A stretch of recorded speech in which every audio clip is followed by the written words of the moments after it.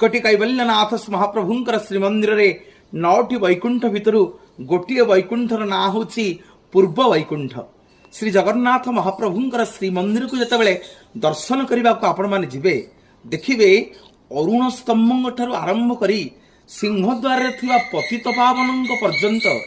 से पवित्र स्थान को कह जाए पूर्व वैकुंठ बोली। मोर माँ माने बापा माने श्री जगन्नाथ को दर्शन करने को गले हाथ गोड़ प्रक्षालन कर सारिबा परे